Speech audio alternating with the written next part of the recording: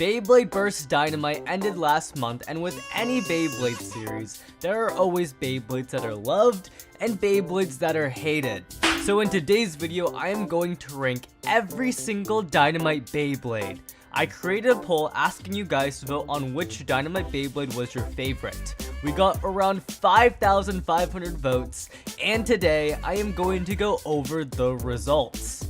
But before we start, I kind of want to play a game with you guys.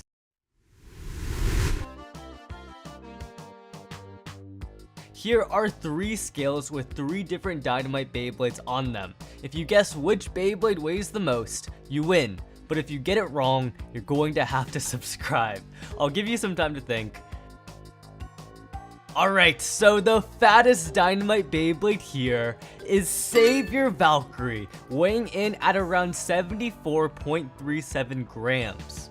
Roar Bahamut weighs around 73.78 grams, and Greatest Raphael is around 73.21 grams.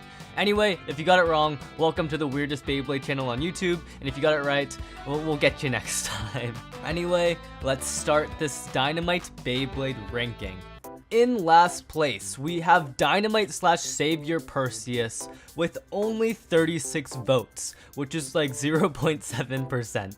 Now, I actually really like Perseus. It's one of the heaviest Dynamite chips, and I think it just has a really nice design. I also like how they later incorporate it with the bearing driver in the Savior layer, but I will admit, it is the Dynamite Beyblade with the least amount of personality. It never appeared in the anime, and I mean, the original release didn't even have a stock combo. I'm actually surprised that 36 people chose it as their favorite Dynamite Beyblade because there are just so many better options.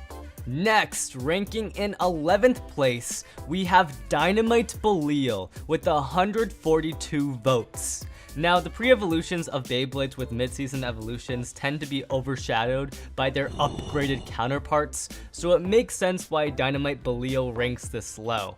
Also, in my opinion, it doesn't really have that great of a design. It looks like a lazy black version of Valkyrie. Speaking of Valkyrie, in 10th place, we have Savior Valkyrie with 160 votes. That was a great transition. Anyway, just like Belial, kind of outclassed by Ultimate Valkyrie in almost every way. Valkyries tend to be pretty popular though, but this Valkyrie is probably one of the worst Valkyries out there. It's just terrible. It comes with a shot driver, which, while cool, is so unpredictable in battle. Actually, I take that back. It's not cool, it sucks, and that's why it's in 10th place.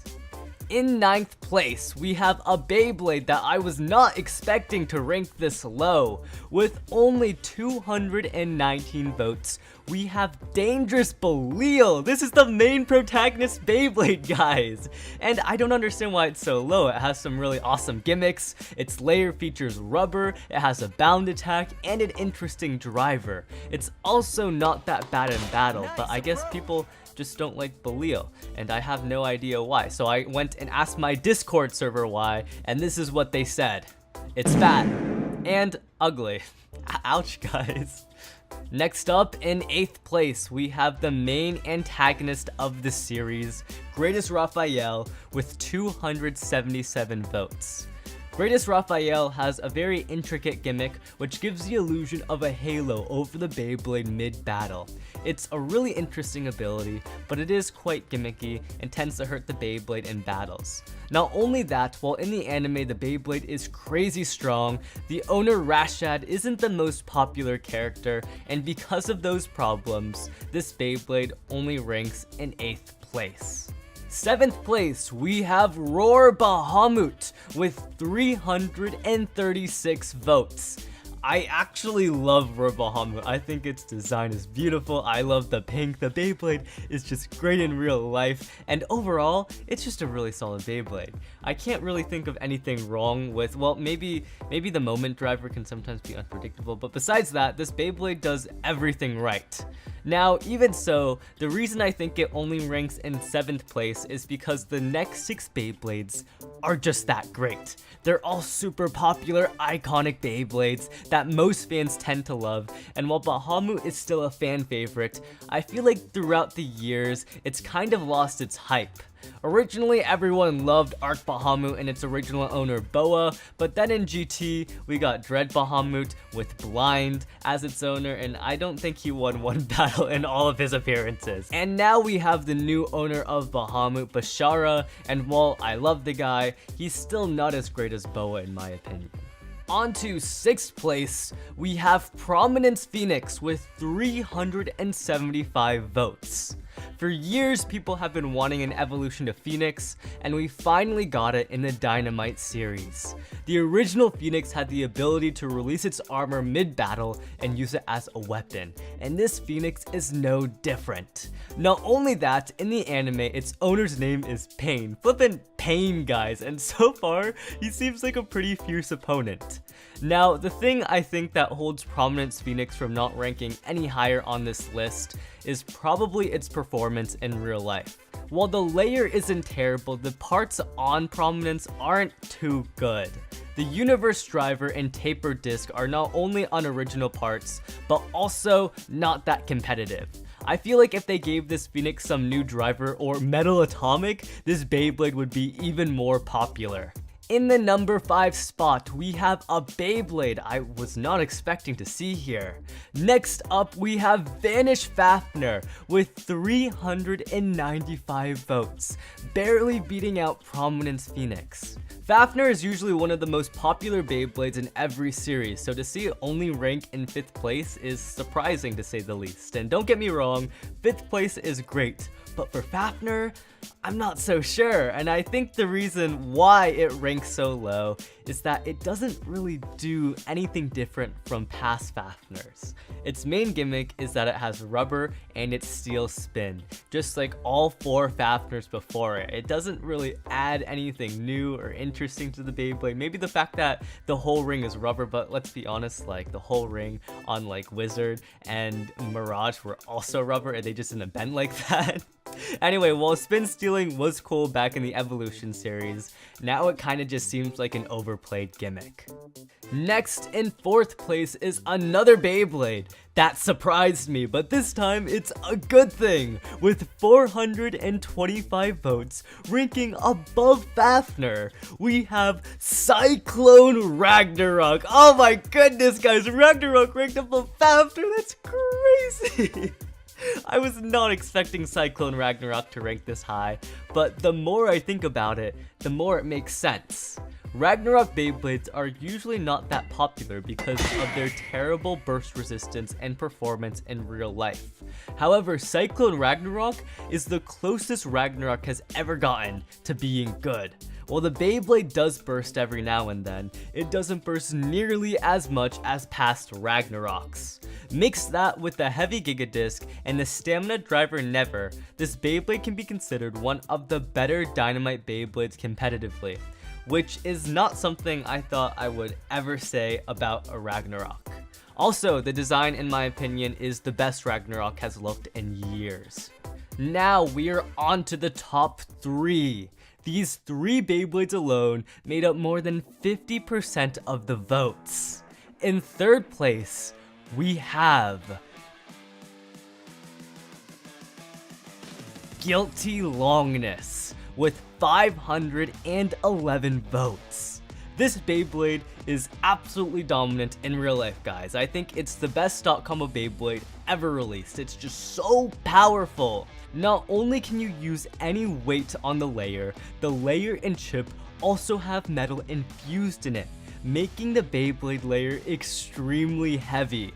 The layer is also very sloped to allow this Beyblade to perform the most ridiculous upper attacks, leading to crazy collisions in battle. The Disc Karma, while not the best Dynamite disc by any means, does get its job done, and the driver Metal Destroy is such a consistent and balanced attack driver. It's not too aggressive to where the Beyblade immediately runs out of stamina or is too wild, but it's also not too passive to the point where it struggles to get hard hits as an attack type. It hits the perfect balance, and when mixed with Guilty Longness, this Beyblade is virtually unstoppable. The Beyblade also has the reputation and prestige of being part of the Longness line, one of the most beloved Beyblade lines in all of Beyblade. Now, although this Beyblade is great, there are still 2 more Beyblades that ranked above it. Taking the silver medal with 819 votes, which, by the way, is more than 300 votes more than Guilty Longness, we have, of course, Astral Spriggan. Astral Spriggan is everything you want in a Spriggan. It's a dual rotation Beyblade with a flippable layer, allowing you to choose between a Requiem-esque version or a Legend-esque version. Now, this was present in World Spriggan as well, but unlike World Spriggan, there is a fairly noticeable difference between both modes. The light mode has rubber, while the dark mode has metal, and although it doesn't really make a difference because technically both modes have rubber and metal because, you know, they're part of the same layer, just having the separation brings so much more personality to the different modes that wasn't present in World Spriggan, or really any past Spriggan before it. The Beyblade is also a callback to the most popular Spriggan Beyblade released, Spriggan Requiem. It's just a complete upgrade of that Beyblade. Not only is the layer dual rotation with rubber and metal, it also comes with the Overdisc, one of the heaviest discs in the Dynamite series that bears a strong resemblance to the Zero disc released on Spriggan Requiem. The driver as well, Quattro, is just an upgraded version of Zeta. While Zeta only features 3 completely plastic mediocre modes, Quattro features 4 that infuse rubber and metal. This Beyblade is just insane and has so much potential, and to think there's actually a Beyblade that ranked higher than it. This Beyblade didn't even get number 1, guys. Heck, it lost by almost 1,000 votes. With 1,801 votes, taking a whole 32.2% of all the votes, we have Ultimate Valkyrie. There are just no words to describe how amazing this Beyblade is. Takara Tomy has been releasing Beyblade products for almost 7 years now, and I bet some kids playing with Beyblades now haven't even reached that age. And through it all, Valkyrie has been the main figurehead for the whole Burst series. While we've had different protagonists throughout the years, Volt and Valkyrie have always made a return and played a major role in each series. This Beyblade includes callbacks to every past series, even the manga. It includes callbacks to the single layer Valkyrie, the dual layer Victory Valkyrie, the God Beyblade Strike God Valkyrie, the Chozy Beyblade Winning Valkyrie and Chozy Valkyrie, the GT Beyblade Slash Valkyrie, and the Sparking Beyblade Brave Valkyrie. This Beyblade, Ultimate Valkyrie, is a celebration of not only all past Valkyries, but all past generations of the Burst series. And it's weird to say, but in all seriousness, guys, Beyblade has really changed my life. I wouldn't be here making videos like this if it wasn't for the Burst series, and having a Beyblade like Ultimate Valkyrie just reminds me of all the past memories I've had over the years with these spinning tops, and I'm sure a lot of other people feel the same way, and because of that, Ultimate Valkyrie has dominated this poll and safely secured the title of the best Dynamite Beyblade. Thank you guys so much for watching the video. If you guys want to see more ranking videos like this, or maybe even like tier list videos, leave a like and comment on what video you guys want to see next. Anyway, that's it for this one. Peace.